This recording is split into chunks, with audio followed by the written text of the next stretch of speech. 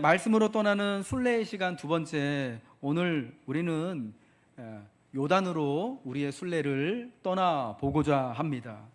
요단강 건너가 만나리. 보통 우리 성도들이 생각하는 요단강의 이미지는 아마도 죽음을 많이 의미들 하실 겁니다.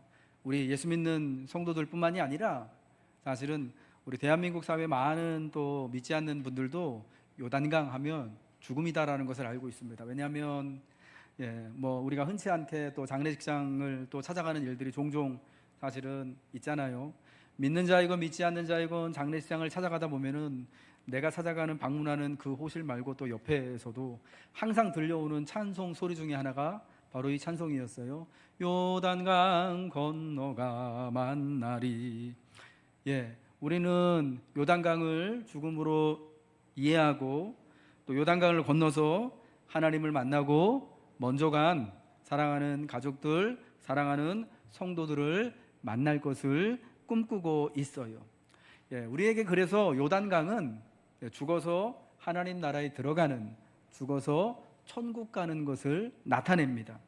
그러나 오랜 세월 동안 요단강은 성경에 의하면 하나님이 약속하신 땅으로 들어가는 길이었던 거예요. 여호수아와 이스라엘 백성들은 요단을 건너 약속의 땅으로 들어갔습니다. 직접 그들의 두 발로 요단강을 건너 들어갔습니다.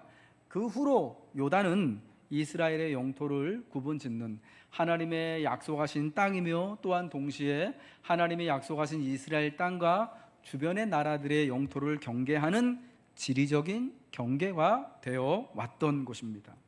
우리가 요단으로 순례를 같이 떠나면서 잠깐 요단에 관하여서 우리가 또 잠깐의 또 정보를 또 듣고자 한다면, 요단, 즉 영어로는 요르단이라고 하죠. 요르단강은 시리아, 우리가 지난주에 살펴봤던 시리아 북쪽, 이스라엘의 저 북쪽에 있는 시리아라고 하는 나라에서 시작을 합니다. 정확하게 어디냐면 헤르몬산 꼭대기에서부터 요단이 시작을 합니다. 헬몬산에 있는 만년설이 녹아서 아래로 흘러내리면 그 물줄기가 모아져서 요단이 흘러가는 거예요. 헬몬산에서 발원한, 시리아에서 발원한 그 요단강이 이제 물줄기를 따라서 또 갈릴리 호수를 이루고, 갈릴리 호수에서 또 쭉 남쪽으로 일어나서 마지막에 사해 바다를 이루게 됩니다. 이 강은요, 총 길이가 약 251km이고요. 직선으로 저 시리아에서 헬몬산에서부터 사해까지 쭉 긋는다면 약 97km 정도밖에 되지 않는 이스라엘을 북에서 남으로 가르는 강입니다. 또한 동시에 이스라엘 그 팔레스타인 땅의 동과 서의 지리적인 구분을 짓는 강이기도 한 겁니다. 예로부터 건기에는 이 강의 크기가 폭이 한 30m 정도, 지금 저 화면에 나오는 저 그림은요, 요단강 세례터라고 알려져 있는 곳입니다. 세례 요한이 세례를 주었던 곳, 예수님이 세례 요한에게 세례를 받았을 거라고 추정하는 곳이에요. 정확하진 않지만 추정하는 곳의 그 사진입니다. 보시면 알겠지만 강이 우리 동네 저기 양평에 흐르는 그 냇물보다 조그만 것 같죠. 양평이 우리 동네라고 하니까 조금 이상하긴 한데 좀 가까이 있으니까요. 우리 서울을 끼고 흐르는 한강에 비하면은 상당히 작은 강임을 알 수가 있습니다. 아마 한강에 있는 여러 가지 지천들 있잖아요. 여기 이제 우리 올림픽공원 쪽으로 이렇게 흐르는 성내천 정도 되지 않을까 하는 이제 그런 작은 강인 것 같은데, 건기에는 폭이 약 30m, 깊이는 1m 정도지만 비가 많이 오는 우기에는 최대 폭이 1.6km, 한강 정도보다 조금 작은 폭이 되는 거고요. 깊이는 3에서 4m까지 깊어지는 수준으로 건기와 우기의 차이가 매우 큽니다. 그래서 이 강의 이름이 요르단인 거예요. 왜냐, 요르단이라는 뜻은 어떤 뜻이냐면은 세차게 내려가는 물이라는 거예요. 비가 없을 때는 건기에는 이 강이 진짜 마른 하천처럼 별로 물이 뻘뻘뻘 흘러가지만, 비가 많이 오는 계절이 되면 이 강이 세차게 위에서부터 아래로 엄청나게 흘러가서, 여러분 그 광야만 있고 사막이 있는 것만 같은 그 땅에 폭이 약 1.6km나 되는 그 큰 강을 이루기 때문에 요르단이라고 하는 이름이 붙은 거죠. 여러분 여기 단이라고 하는 이름이 들어가서 이게 여러분 단에서부터 내려간다라는 의미도 있는 거예요. 그러니까 이스라엘 12지파 중에 단이라고 하는 지파가 있었잖아요. 이 단지파가 요단을 건너서 약속의 땅에 들어갔을 때 원래는 자기들이 분배받은 땅을요 가서 정복하지를 못해요.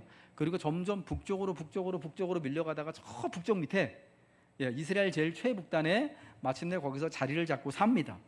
여러분 그래서 이 강이 요르단인 거예요. 단에서부터 남쪽까지 쭉 내려온다 해서 요르단이라고 하는 이름을 붙인 겁니다. 그런데 안타깝게도요, 이 기후 변화는 이 성지의 땅에도 좀 영향을 많이 줘서요. 아마 사람이 그런 영향도 있는데 현대에 들어와서는 그 이스라엘 땅에 여러분 지나친 관계, 그러니까 농사를 짓기 위하여서 강에서 물을 막 많이 끌어다 쓰고 공업용수로 또 끌어다가 많이 쓰는 것으로 인해서 가뭄의 문제가 이 요단강에서도 굉장히 큰 문제가 되고 있다고 합니다. 그래서 그 강이 점점 작아지고 물이 많이 없어지고 있대요. 바라기는 우리가 또 방문하기 전에 우리가 방문할 때면 좀 이렇게 좀 수량이 풍부해가지고 예수님이 세례를 받으실 만할 때 그런 모습, 그리고 직접 우리 발로 거기를 또 걸어갈 만한 그런 환경이 되었으면 하는 그런 마음이 듭니다. 이 성경에는 이 요단강과 관련된 이야기가 정말 많이 나옵니다. 그중에 오늘 저는 세 가지 주요한 사건을, 다 의미가 통하는 세 가지 주요한 사건을 추려서 요단강이 우리에게 의미하는 바가 뭔지, 그냥 죽어 천국 들어가는 것만을 상징하는 것인지, 정말 성경이 의미하는 요단강은 무엇인지를 같이 살펴보고자 합니다. 오늘 여러분과 같이 살펴볼 요단의 세 가지 주요한 사건은 여호수아 때에 요단강을 건너간 이야기와, 그리고 선지자 엘리사 때에 아람 사람 나아만이 그 나병을 치유받은 이야기와, 그리고 우리 예수님 때에 세례 요한에 의해서 예수님이 세례 받으신 이야기, 이 세 가지 사건을 여러분에게 간략하게 말씀드리고 싶어요. 요단강은 이스라엘 나라가 세워지는 출애굽 이야기에서 매우 중요한 역할을 합니다. 매우 중요한 장소입니다. 시작에 홍해를 건넌 사건이 있었다면 그 마지막은 요단을 건너는 사건인 거예요. 출애굽 후 이스라엘은 광야에서 40년을 보내다가 마침내 사해 북쪽에 있는, 그러니까 모압과 암몬 평지, 지금의 요르단이라고 하는 나라의 그 동편에 이르르게 됩니다. 지금 현대의 요르단 강을, 지금은요 이 요르단 강을 경계로 이 서편, 요단 서편은요 이스라엘이 지금 그 땅을 자기들의 땅으로 지금 주둔해서 살고 있고요. 군데군데에 팔레스타인 자치구가 있고, 요단의 동편은 요르단이라고 하는 나라가 있습니다. 이 지금의 사해 북쪽에 있는 요단강 동편에 마침내 40년 만에 여호수아와 백성들이 거기에 이르게 되었습니다. 여러분 거기서 그곳에서 이제 모세가 하나님의 부름을 받죠. 그때 이제 요단강을 건너가는 이야기가 여호수아 3장과 4장에 나오는데, 여러분 집에 가서 오늘 성경을 읽어보실 성경이 있습니다. 여호수아 3장 4장과 그리고 뒤에서 나오는 나아만 이야기의 열왕기하 4장 5장 이야기는 오늘 집에 가시면 여러분 꼭 성경을 펼쳐서 보셨으면 좋겠는데요. 하나님의 말씀을 따라서 그 요단강을 건널 때에 언약궤를 맨 제사장들이 요단강을 먼저 들어갑니다. 그리고 요단강 한복판에 제사장들이 언약궤를 메고 서 있을 동안 그때 무슨 일이 일어나냐면 그 세차던 요단 강물이요 딱 앞에서 끊어지게 되는 겁니다. 그때는요 밀을 거둘 시기라서 사실은 우기였어요, 성경에 의하면. 그래서 굉장히 요단강이 물이 많고 폭이 넓은 깊은 그런 때였는데, 하나님의 말씀을 따라서 언약궤를 맨 제사장들이 요단 강물로 쑥 들어가게 되니까 신기하죠. 그 정도 큰 강물이면은 우기 때는 배를 타고 건너든지 뭐 해야 될 것 같은데, 건너서 들어갔더니 강물이 마르고 멈추게 되고, 여러분 그 동안에 언약궤를 맨 제사장들이 강 한복판에 서 있는 동안에 백성들은 그 멈춰선 말라버린 강바닥을 자기의 두 발로 스스로 직접 행진하여 그 건너서 약속의 땅으로 들어갔었던 겁니다. 그리고 여호수아는 이스라엘 각 지파에서 한 명씩 12명을 택해서 언약궤를 맨 제사장들이 서 있던 곳에서, 그러니까 아직 제사장들이 언약궤를 가지고 강을 나오기 전에 12개의 돌을 취해 그들이 건넌 강가에 세웁니다. 그래서 하나님이 이 강을 건너게 하셨다. 하나님이 이 강을 건널 수 있도록 물을 막으셨다. 이제 우리가 이 강을 건너서 하나님이 약속하신 땅으로 들어오게 되었다라는 것을 12개의 돌을 세움으로 상징하게 되었던 겁니다. 여러분, 요단을 건넌 사건은 그래서 이제부터 그들의 진짜 정체성을 형성해 주고 약속의 땅을 실현해 주었습니다.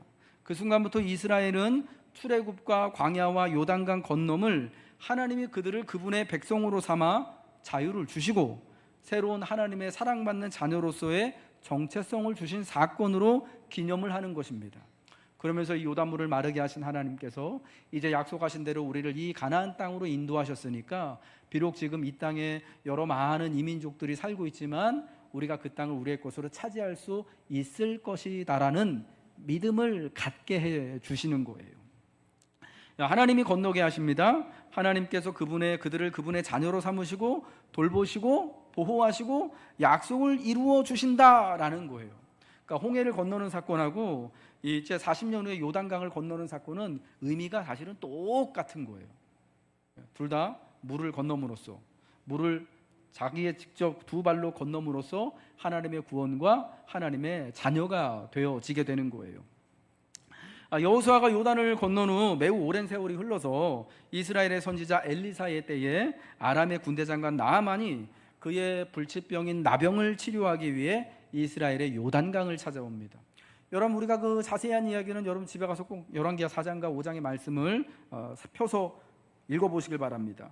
그리고 엘리사 선지자가 그에게 지시한 대로 요단강에 내려가 그 강물에 몸을 7번을 잠그니 그의 살이 어린아이의 살같이 회복되어 깨끗하게 됩니다. 이 사건으로 인해서 나아만은 이 세상에 진짜 오직 이스라엘의 하나님만이 참신이심을 깨닫게 되죠. 나아만은 엘리사를 도로 찾아와서 이스라엘 하나님 여호와에 대한 신앙을 고백합니다. 내가 보니까 이제 이스라엘 외에는 온 천하에 신이 없는 줄 압니다. 내가 이제부터는 오직 이스라엘의 여호와 하나님만을 섬기겠습니다. 그는 비록 이스라엘의 원수인 아람 사람이었지만 엘리사의 말씀과 같이 하여서 나병이 깨끗이 치유함을 받고 여호와 하나님만을 섬기기로 결단하여 하나님의 백성이 되는 놀라운 은혜를 누리게 된 겁니다. 여러분, 이 사람은 아람 사람이었습니다. 아람 사람, 특별히 아람의 군대 장관이었는데 그 당시 엘리사 선지자 때의 아람은 이스라엘을 괴롭히는 가장 나쁜 원수의 나라가 아람이었다라는 겁니다. 여러분, 우리가 아는 것처럼 이스라엘 나라가 북쪽 이스라엘은 아시리아한테 망하고 남쪽 유다는 바벨론한테 망하지만 이 아시리아와 바벨론이라고 하는 나라 전에 이스라엘을 제일 괴롭혔던 나라가 어디냐면 아람인 거예요. 열왕기서 말씀 보면은 엘리야 선지자 때, 엘리사 선지자 때 하나님께서 우상 숭배로 인하여 하나님을 멀리 떠난 이스라엘을 징계하시기 위해서 엘리야에게 뭐라고 말씀하시냐면은 아람을 들어서 그들을 채찍질하시겠다, 징계하시겠다고 말씀하셨거든요. 여러분, 그래서 아람이요 그때부터 시시때때로 막 이스라엘을 쳐들어와서 이스라엘의 영토를 취하고 이스라엘 사람들을 잡아가서 죽이고 농사 다 짓고 나서 이렇게 또 추수해 놓으면 그거 다 뺏어가고 하는 일들이 빈번하게 있었던 거예요. 아람 사람 너무 진짜 철천지 원수죠. 그 당시에 이스라엘 사람들 가운데 진짜 한 집 건너 두 집으로 자기 가족이나 식구나 가까운 사람이 아람 사람들 때문에 피해 입지 않은, 아람과의 싸움으로 인하여서 피해 입지 않은 가족이 없을 정도였을 거예요. 그런데 그런 아람 사람 나아만이 이제 요단강에 들어갔다가 나와서 깨끗함을 받고 하나님의 자녀가 되는 거예요. 옛적에 여호수아와 이스라엘 백성들이 요단을 건너 하나님이 약속하신 땅으로 들어간 것처럼 나아만도 똑같아요. 요단강에 들어갔다 나옴으로 말미암아 하나님의 백성이 됩니다. 이스라엘도 애굽을 나오기 전 이 사람들은 어떻게 불렸냐면 그저 그냥 히브리 사람들이라고 불렸어요. 히브리인들.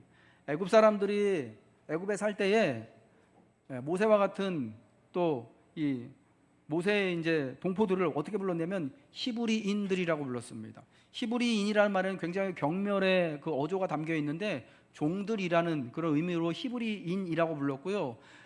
또 이 어원적인 의미로는 강 건너편 사람들이라는 뜻이에요. 히브리 사람들이 강 건너편 사람들, 강 건너에서 왔다라는 거죠. 그러니까 이 사람들은 이방 사람들이라는 거예요. 우리하고는 다른 사람들, 강 저쪽에 있는 사람들이다라는 경멸의 표현이었다라는 겁니다. 그런데 이 히브리 사람들, 강 건너편이었던 사람들이 어떻게 됩니까? 애굽을 나와서 홍해를 건너므로 말미암아서, 그래서 이제 홍해를 건너고 광야 시내산 아래에 하나님을 만나 뵙게 되었을 때 하나님이 그들에게 10개의 계명을 주심으로 인하여서 그때부터 강 건너편 사람인 이들이 이스라엘이라고 하는, 하나님의 백성이라고 하는 이름으로 바뀌어서 불리게 되었던 거예요. 원래는 강 건너편 사람, 나아만처럼 똑같이 강 건너편에 있는 이방인이었던 거예요. 물론 나아만은 시리아 사람이니까 강 북쪽에 있는 사람이지만 우리가 이제 의미적으로 그렇다는 거죠. 강 이편하고 저편하고 봤을 때 이편 사람이 아니라 저편 사람인데, 강을 건너옴으로 인하여서, 물에 들어갔다 나옴으로 인하여서 강 요편 사람, 하나님의 백성이 되었던 거예요. 나아만과 이스라엘에게 일어났던 일이요, 똑같다라는 겁니다. 그들은 모두 요단을 기점으로, 그러니까 물에 들어갔다 나옴으로 말미암아서 하나님의 자녀가, 히브리인, 이방인, 강 건너편 사람에서 하나님의 사랑받는 백성, 자녀가 된 거예요. 물에 들어갔다 나와서 하나님의 자녀, 사랑받는 하나님의 백성이 되는 거예요. 여러분, 이 이미지를 여러분 잘 기억하셔야 됩니다. 여러분, 그러고 나서 나아만이요, 이제 엘리사에게 한 가지를 요청을 합니다. 어떤 거냐? 오늘 본문 5장 17절과 18절의 말씀인데요, 우리 같이 한번 읽어보도록 하겠습니다. 화면 띄워주시겠습니까? 시작. 나아만이 이르되 그러면 청하건대 노새 2마리의 실을 흙을 당신의 종에게 주소서. 이제부터는 종이 번제물과 다른 희생 제사를 여호와 외 다른 신에게는 드리지 아니하고 다만 여호와께 드리겠나이다. 오직 한 가지 일이 있사오니 여호와께서 당신의 종을 용서하시기를 원하나이다. 곧 내 주인께서 림몬의 신당에 들어가 거기서 경배하며 그가 내 손을 의지하심에 내가 림몬의 신당에서 몸을 굽히오니 내가 림몬의 신당에서 몸을 굽힐 때에 여호와께서 이 일에 대하여 당신의 종을 용서하시기를 원하나이다 하니. 아멘. 하나님의 백성이 된 나아만은 엘리사에게 2가지를 요청해요. 그러니까 하나님께 요청하는 겁니다. 하나는 여기 있는 흙을 가져다가 노새 2마리에 싣고 갈 흙을 주십시오. 내가 이제 그 흙을 싣고 와서 다른 신이 아니라 오직 내가 나를 깨끗하게 하신 이스라엘의 여호와 하나님께만. 그러니까 여러분, 이 사람이 이스라엘의 하나님이라고 말하는 걸 좀 보세요. 자기도 이제 이스라엘이라는 거예요, 의미적으로. 우리가 지금, 여러분, 제가 과하게 말씀드리는 게 아니라 자기가 심정적으로 지금 이제 그렇다라는 거예요. 내가 그 하나님께만 번제물과 희생의 제사를 드리겠습니다라고 결단을 해요. 요청을 해요. 그러니까 하나님을 섬길 수 있도록 흙을 달라는 거예요. 자기는 이방 땅에 가니까, 여러분, 그 당시만 해도 사람들이요, 그러니까 가지고 있는 신 개념은 어떤 거냐면, 이스라엘 땅에서는 그 땅의 신인 여호와가 계시고, 또 아람 땅에는 아람을 다스리는 신이 있다라고 여겼어요. 각각 신은 각각 그 땅에서만, 그 경계에서만 있다라고 생각을 했어요. 그래서 아직 이제 하나님의 백성이 됐지만 우리만큼 신학적으로 깊지 않았던 이 나아만은 이 땅의 흙을, 엘리사가 살고 있는 그 땅의 흙을 가져가서 하나님한테 제사를 드릴 때에만 하나님이 받으실 거라는 그런 이제 생각을 할 수밖에 없었다라는 거예요. 그래서 노새 2마리의 실을 흙을 달라고 한 겁니다.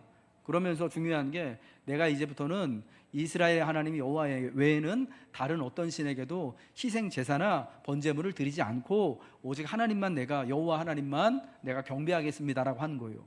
그리고 또 한 가지 요청을 하는데, 자기가 어쩔 수 없이 자기의 주인인 아람 왕을 부축해서 림몬의 신당에 들어갈 때에 할 수 없이 우리 왕을 부축해야 하기 때문에 몸을 굽히는데, 그건 하나님께서 용서해 주셨으면 합니다.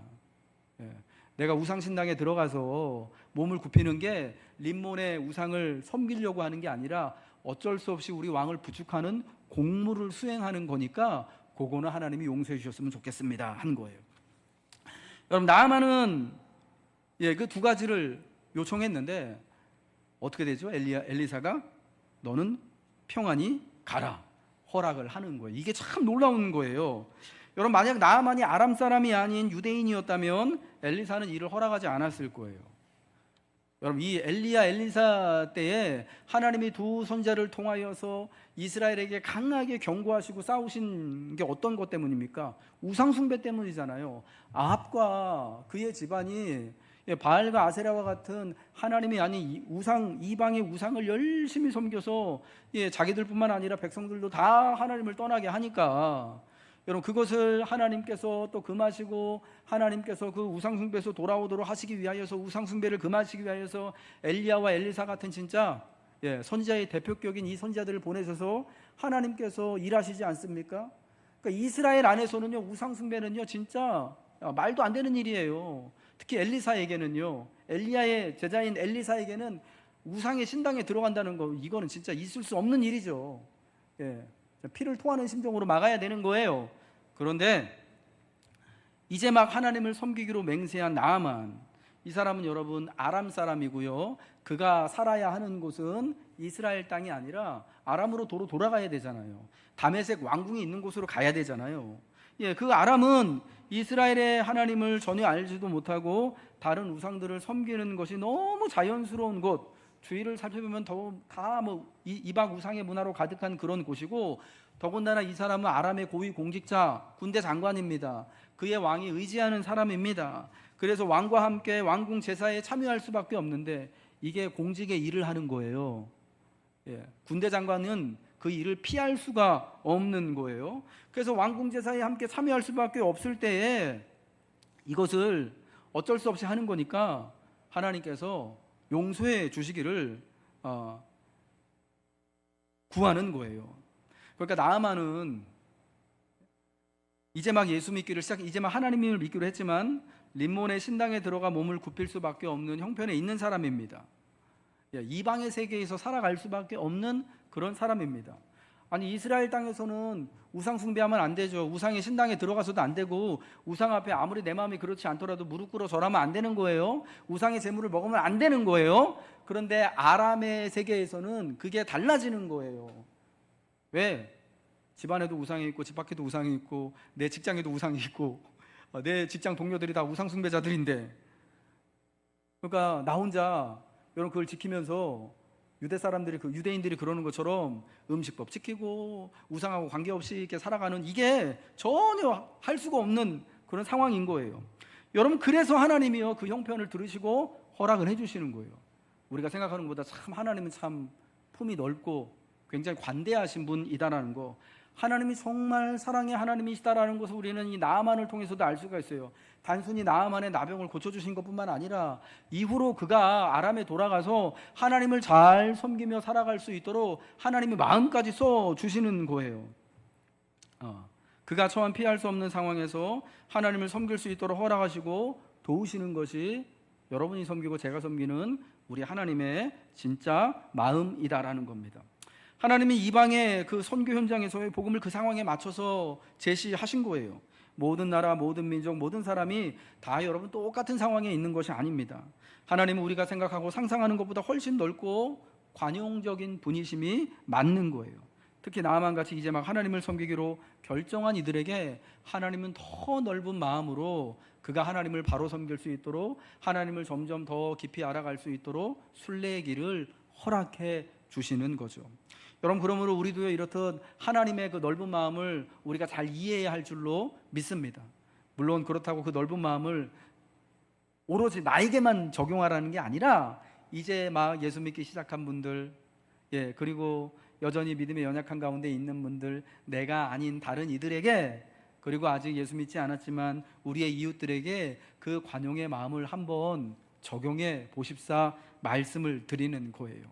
내가 생각하는 것보다 훨씬 더 넓으신 하나님께서 하나님의 그 풍성하고 넓은 그 마음과 사랑을 따라서 우리도 역시 함께 더 넓어지고 더 풍성하여지는 하나님의 은혜를 받은 사람들로서 우리를 채워 주실 줄로 믿습니다.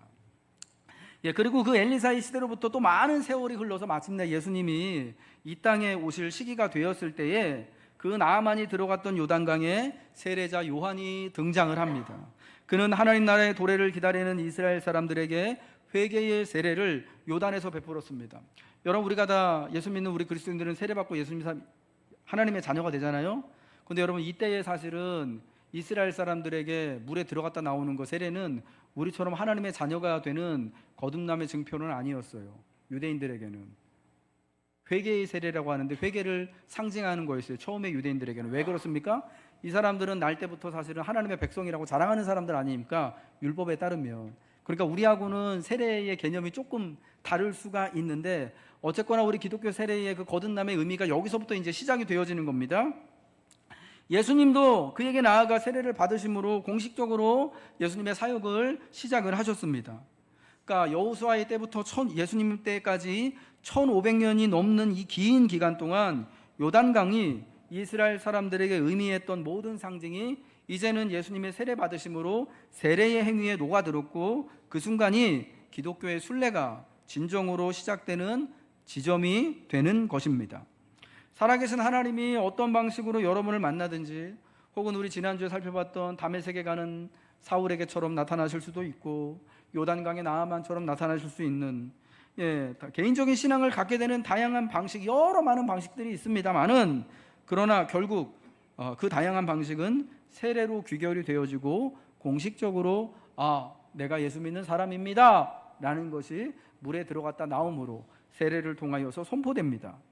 물로 씻는 세례는 우리가 유일하신 참 하나님의 언약 백성이 됨을 표현하는 예식이에요. 세례는 시작이지 결코 끝이 아닙니다. 순례 여행의 출발점이지 종점이 아닙니다. 요단강을 건넌 여호수아와 백성들은 하나님이 약속하신 땅을 얻기 위해 요단을 건넌 후부터 목숨을 걸고 싸웠습니다. 예수님의 죽음과 부활을 가리키는 세례는 우리가 누구인지 말해주는 요단강가에 세워진 12개의 돌과 같은 역할을 하는 거예요. 내가 이제 이 물에 들어갔다 나옴으로 말미암아 거듭난 하나님의 백성이 됐구나. 내가 이제 예수의 이름으로 세례를 받음으로 하나님이 사랑하는 자녀임이 분명하구나 라는 것을 깨우쳐 주는 것이 세례이고, 오늘날 요단강이 그러한 의미를 우리에게 준다라는 겁니다. 그리스도 안에 나타난 하나님의 언약적 사랑은 계속해서 우리를 찾아와 우리에게 다시 돌이켜 하나님의 진정한 백성이 될 것을 요단을 순례할 때마다, 또 우리의 시작, 물에 들어갔다 나온 우리의 새로운 시작을 우리가 묵상할 때마다 우리에게 교훈하는 겁니다. 세례를 받는 순간 우리의 평생의 정체성이 정해집니다. 바울은 예수님이 세례 받으실 때 하나님이 하신 말씀을 근거로 이 사실을 우리에게 적용합니다.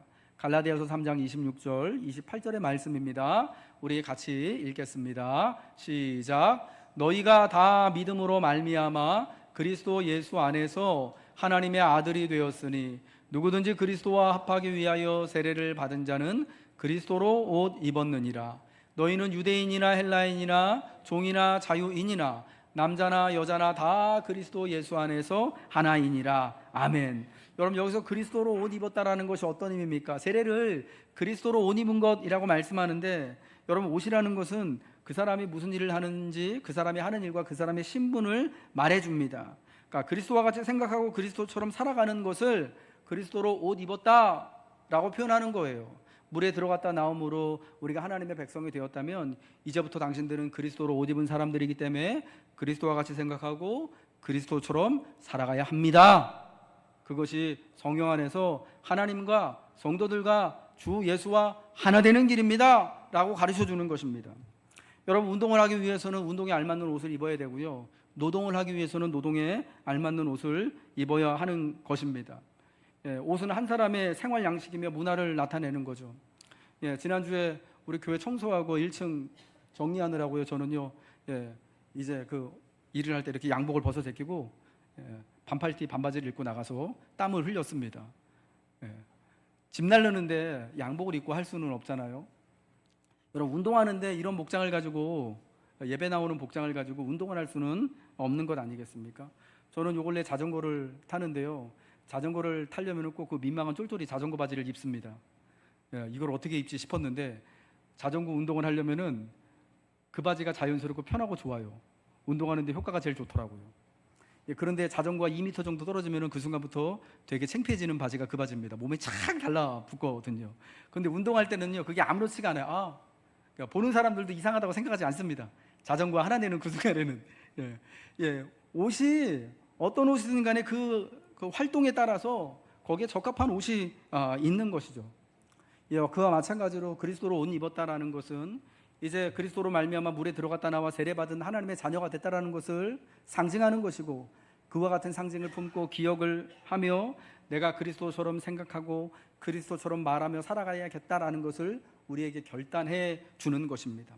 여러분, 그 기억과 결단은 우리를 한 차원 더 높은 하나님을 향한 신앙 가운데로 이끌 것이고, 우리에게 더 깊고 풍성한 하나님의 복을 허락하여 주시는 것입니다. 세례는 우리 모든 그리스도인의 공통의 출발점입니다. 세례는 우리가 유일하고 참되신 하나님의 가족임을 선포하는 것입니다. 성만찬에서 나누는 신앙의 고백은 우리가 세례받을 때 한 고백을 반복하는 것입니다. 물속에서 나오면서 자신이 치유된 것을 알았던 나아만처럼 이 세상에 하나님과 같은 신은 없다고 선포하는 것입니다. 그 후에 우리는 하나님의 식탁에서 즐거이 먹으며 우리를 순례자로 부르신 하나님이 이제 이 순례의 길에서 우리에게 힘을 불어넣을 꼭 알맞은 양식을 주신다는 것을 알게 되는 겁니다. 이제 말씀을 마치겠습니다. 요단강은 우리가 예수님의 이름으로 세례를 받아 이제 하나님의 복되고 거룩하며 사랑받는 자녀가 되었음을 알려주는 장소입니다. 우리는 이 땅을 순례하듯 살아가며 하나님의 자녀로서의 정체성을 붙들고 살아야 합니다. 하나님의 선한 인도하심을 의심하지 말고 하나님의 돌보심을 따라 즐거이 먹으며 하나님을 위해 수고하며 살아가고자 요단을 묵상하시길 바랍니다. 여러분의 믿음을 다짐해 보시길 바랍니다. 물로부터 우리를 건져내신 하나님께서 여러분의 삶을 거룩하며 경건하며 복되게 해 주실 것입니다.